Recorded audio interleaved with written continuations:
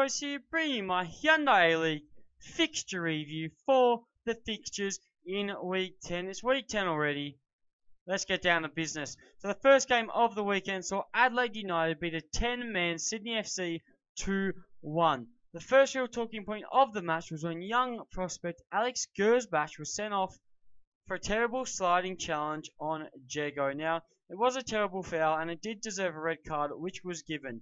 But the question I need to ask you is, do you think the Adelaide players have the right to swarm around the youngster and threaten him the way they did? Yes, I know this is potentially, if you get injured for this, you could be out for a very long time. But I don't think what they did was right, especially seeing Galekovic. I know he's the captain, but he ran halfway across the pitch to sort this out. Now, that was a bit ridiculous. Good to see the referee throwing the red card up straight away.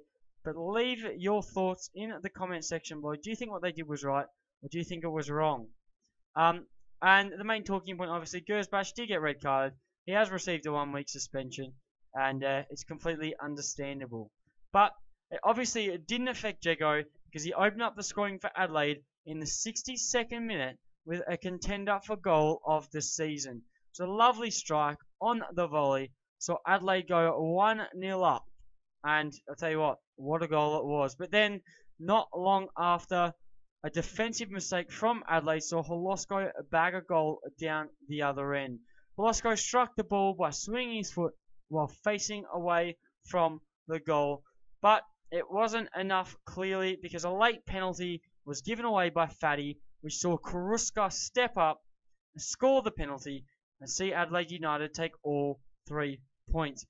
The win sees Adelaide United make it 2 in a row, while Sydney are still struggling to find the correct winning formula.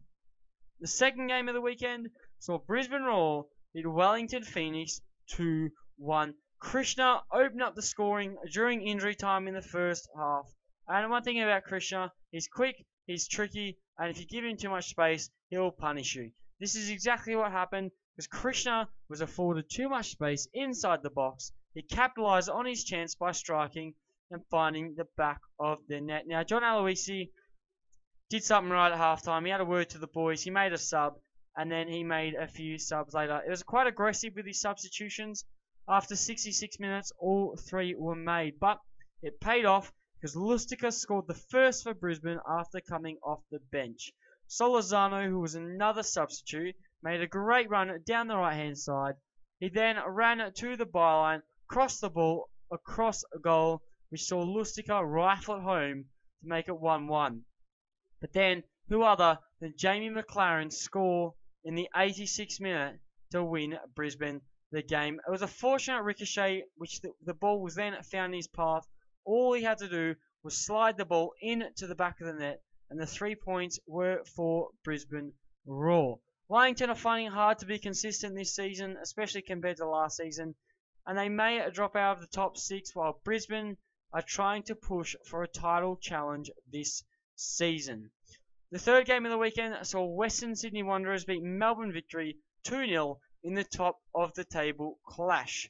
Goals from Bridge and Castellan saw Western Sydney Wanderers win and make it 7 in 7, and they went top of the table with a bit of a gap now, while Melbourne Victory lost their first 2 successive fixtures since January 2014. I've already covered this game. If you want to see a further in-depth reaction to that, there will be a link in the description below. The fourth game of the weekend saw Perth Glory, yes that's right, Perth Glory beat Central Coast 2-1. O'Donovan opened up the scoring for Central Coast Mariners after receiving a pass in the box and sliding it through Ante Kovic's legs to make it 1-0. The holes in the defence like the Swiss cheese, Ante Kovic. Remember that, your legs are like Swiss cheese. The lead lasted quite a long time before Marinkovic managed to score a brace for Perth Glory and theoretically win them the game. The first goal saw Marinkovic standing over a free kick around 20 yards out. He struck the ball, it bent around the wall inside the post and left Izzo standing to make it 1-1. It was a very good goal from Marinkovic, and that wasn't it. 3 minutes later, Perth Glory had a long ball flown forward. It was then headed on to the path of Marinkovic, who ran the ball into the box, slotted it past Izzo once again to make it 2-1.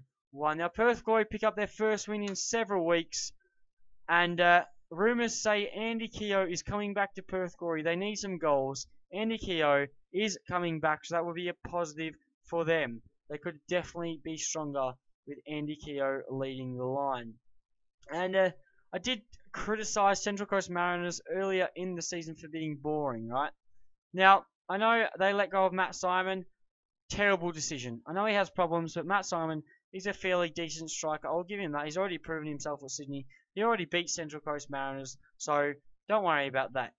But they haven't won since the opening day of the season. They see themselves sitting in the bottom of the ladder. And if I'm telling you that they play boring football, they should be worried, then that's obviously a sign. Central Coast Mariners, you need to sort something out. Otherwise, you're just not going to get anywhere.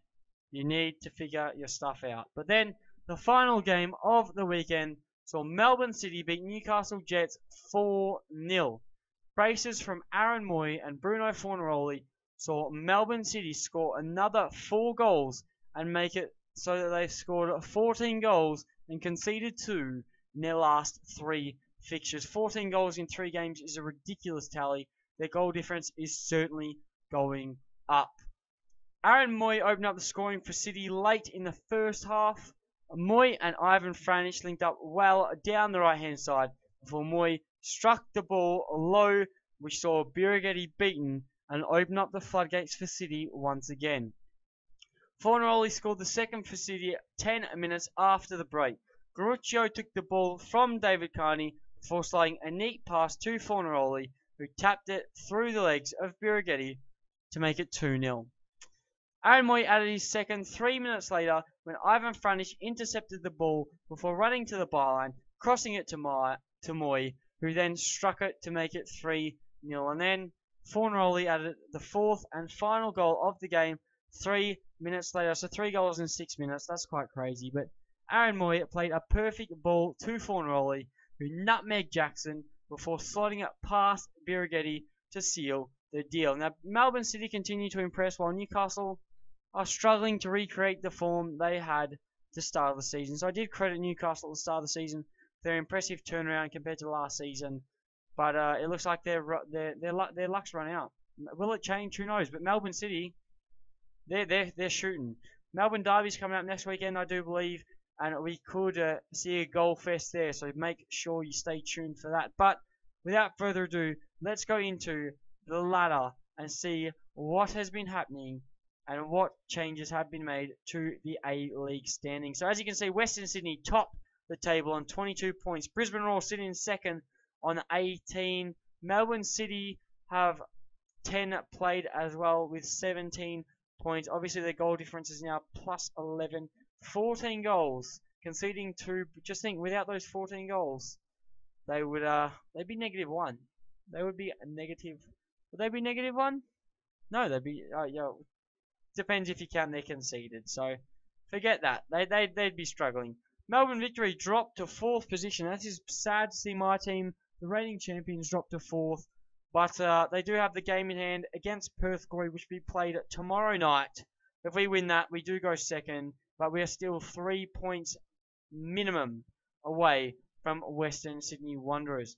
Sydney FC dropping down the table as well. They're also on 16 points. They have played a game more than Melbourne Victory though. So Melbourne Victory will sit there unless they lose to Perth Glory tomorrow night. Wellington Phoenix still sitting in 6th place. They do round out the top 6 on 14 points. 0 is their goal difference. That's not too bad, but 6th place. Newcastle sitting 7th, 2 points behind them. There is obviously a bit of a threat happening there. And I did say that there was a bit of a gap between the bottom 3 and the top 7. But would you look at that now? That gap has been crushed. Adelaide United now on 9 points. Perth Glory on 7, picking up their second win of the campaign. While Central Coast Mariners slip to lowly bottom of the ladder with 5 points. So Perth Glory will play against Melbourne Victory. That could really determine what happens. You know, Perth Glory could go 8th. Melbourne Victory could go 2nd. Who knows? I'm sure you will find out. But if we do move down a bit I will show you exactly what's happening here. We do have Bruno Fornaroli is the top goal scorer of the competition so far. Now, would you look at this? Thanks to the last 3 weeks, Bruno Fornaroli is on 9 goals. Aaron Moyes on 6. They lead the competition. Borussia and McLaren on 6, with Krishna on 5. So Fornaroli has a 3-goal lead on all the other contenders, but Borussia still has a game in hand against Perth Glory. Most assists, Aaron Moy on 7 now, Thomas Browich on 4, Krishna on 3, Franic and Carney also round that out with 3. Most saves is going to Birighetti, 35. Sorensen is there with 33. He's catching up. Kovic on 31. So the saves are getting ever closer. And Glenn Moss on 29 there. Completed passes goes to Isaias with 669. He's just overtaken Garcia Perez by 1.